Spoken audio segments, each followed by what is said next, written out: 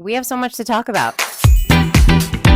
Let's recap Coachella Weekend 1. If you're new here, I am a regular girl, and I have gone to Coachella 4 years now in a row. This is the first year that I ever went Weekend 1. This is the first year I've ever gone with my boyfriend. There's a lot to unpack, so let's do it. So first off, I had a blast. I love Coachella. I have a new series called Music is God because I am one of those people that is obsessed with music. I will stand 10 toes down on Coachella being the best festival out there, obviously because of its variety. There's obviously better EDM festivals, country festivals, etc., whatever. Speaking of country, we'll talk Stagecoach in just a minute. This year, I think, felt especially fun. I don't know. The energy was just different this year. Maybe it's because it was Biebercella. I'm not this huge believer, but the energy in the crowd was definitely different. And then even like the vibe online, like everything just seemed, I don't know. Vibes were 10 out of 10 this year. But let's first talk Coachella Weekend 1 versus Coachella Weekend 2. So I always go Weekend 2. I've only ever gone Weekend 2. I went Weekend 1 because I had a family thing. And of course, when I do, all the best people come out Weekend 2. But usually Weekend 1 is notorious for having like so many more surprise guests. But it turns out that Weekend 2 really did bring it this year, which I'm so bitter about. The only reason why I'm like okay with it is because Bad Bunny did not come out with Karol G. But if Bad Bunny would have come out with Karol G, I would have sued Coachella. Anyway, overall, going Weekend 1 and Weekend 2, you there's really not a big difference. I mean, I think the only thing with Weekend 1 that I liked more was that like the FOMO wasn't as bad because usually I do like watching it from my house and doing a little Couchella. But the FOMO is so big. Even though I know I'm going to go the following week, I'm like, oh my God. So it was nice to just kind of be there. In hindsight, maybe that is why the vibes felt a little higher this year. I felt like everyone was just more excited. So there's that. But otherwise, it's all the same, you guys. Like you buy a ticket and you're going to have the best time. And like, yes, you might miss certain people, but it's like, you buy the ticket and you have fun, it's going to be fine. On a personal level, I went with my boyfriend for the first time. So we had a little Baychella. And honestly, we had the best time. We'd never partied like that together. Me and my boyfriend are both childless, so we hang out all the time and go out and have a good time. But not like that. Like, especially for me now that I'm a little bit older, I don't really like let loose. Like, I'm not like a loose goose to that degree that much anymore. And yeah, it was like fun that he just like hung in there. He's also like really into like jazz and hip hop, and he's just like a mellow guy, like mellow, like energy level. I'm probably like always about an 8. He's usually like hanging around the 5s. I wasn't afraid that he wasn't gonna like it because he's like pretty easygoing. But I was more afraid that like he was going to be like, oh, well, I want to go see this person and that person and this person, like totally different from what I wanted to see. And like one thing about me is I'm not like oh my God, do you want me to go with you type girl. Like I'm like the one that's like, okay, bye, see you later. I am probably the happiest alone. I enjoy my company a little bit too much sometimes. So I was nervous that was going to happen a lot. And no, like we stuck together the entire time. We never separated. It was just so fun. It unlocked this like new playful silliness in our relationship. So that was all good. Baychella was a success. He's welcome next year. Now let's talk about sets I loved. So if you follow me on Instagram, I just posted a recap for disclosure. They are my top. I might be biased. I'm a millennial. Their Settle album got me through my early 20s. But, having listened to them in comparison to, a bunch of other EDM artists, I really do still think that their sound is really unique. And I think it's because it has a lot of soul. I think that they're obviously producers and DJs, and they've had DJ sets in the past. But in this set, they played. And they brought out horns, and they had drums and guitar, and I don't know. There's something about them that feels very intentional, but at the same time, very like loose. And you could feel it. It had everything. It had nostalgia. It had the EDM. It had like the crazy techno, like hardcoreness. It had soul. They brought out Khalid. They had this moment where it just shifted into like this just like jam, where they were just jamming with like the drums and everything and a lot of instruments. So I hate to use this expression because I know it's so overused, but like they get the vibe. They get the vibe and they know how to ride the wave. They know how to hold space for a crowd. And I can go on and on about them. Like they deserve a Grammy for that performance. It was amazing. I tried to be in the moment, so my video is not super great, but if you want to go check it out, it's on my Instagram and my TikTok. Moshak, I love, totally different energy, hardcore, just house, techno house.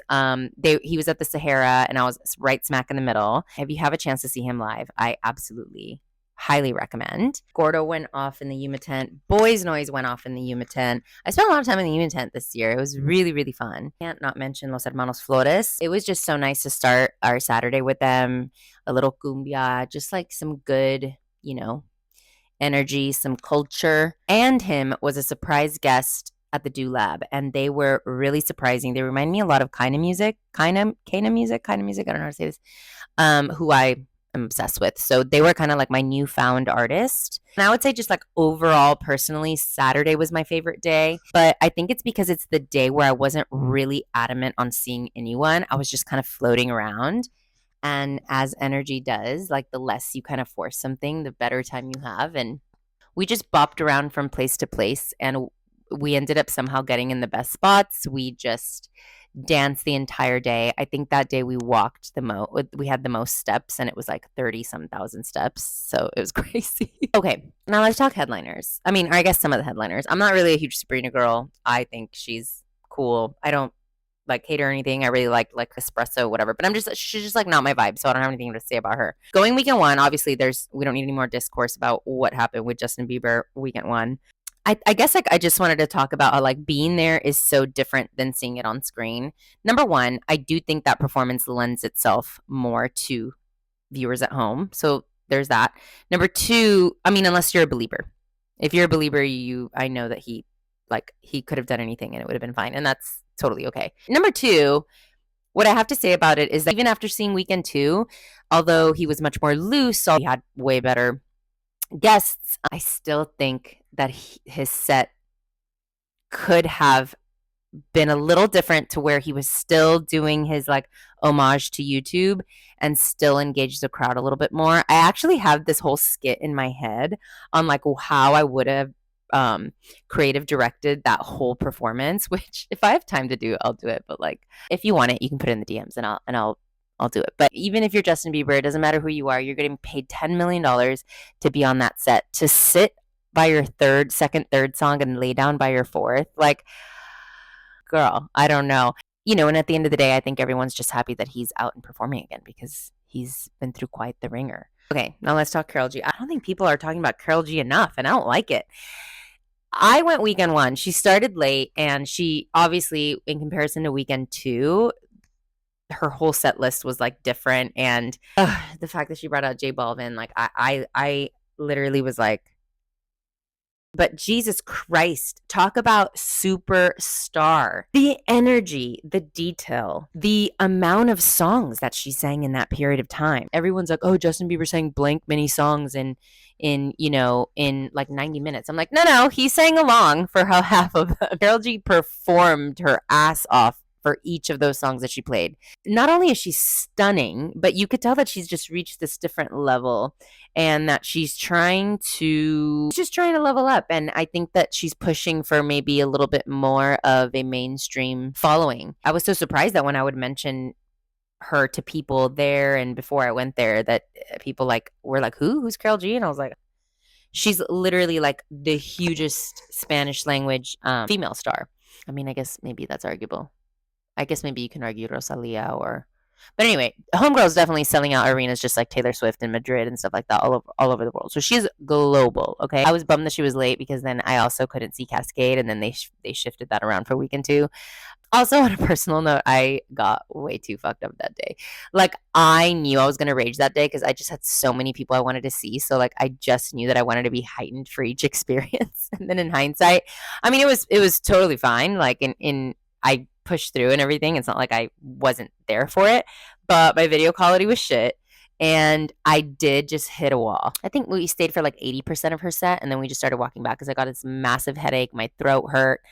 I was like, we got to get out of here. My feet were aching. I had cramps. I was like, we got to go. So, but I watched Weekend 2, and I am just so proud that she is the first Latina to be up there. Well deserved. And Jesus Christ, did she pour herself into that performance? I mean, there was no detail that was left out. But anyways, I will be online May 1st at 11 a.m. for my pre-sale tickets. If you've ever been curious about going to Coachella, I think it's a bucket list thing to do. I go every year. I'm also in California, so it's a little bit different for me because I can just drive there. But it's worth it to me. If you love music, it's worth it.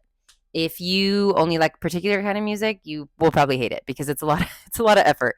I do not camp. I stay in a hotel or a house like near it, and then we just go in and out.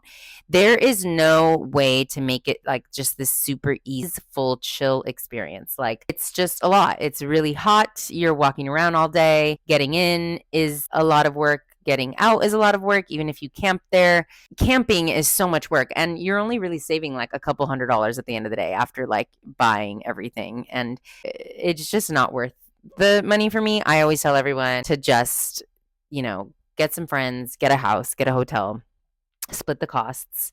The shuttle for us worked great this year. It was the first time that I did the shuttle the whole weekend, and it was definitely worth it. It's $150 and you get there and back each time. And yeah, it's just nice to go and unplug and dance in the desert with your friends or your lover. But anyway, that is it for my Coachella 2026 recap. And then we'll start talking a little bit about Stagecoach on my Music is God series. So if you haven't checked it out yet, it's just a little series where I talk about music. I started the series with the Coachella series because it was right before I was going. And now I'll do Stagecoach because it's this weekend. But after that, it's just going to be me blabbing about music. Any and all songs, any and all genres, because it's just a topic I can go on and on about forever. And yeah, so I will see you guys later.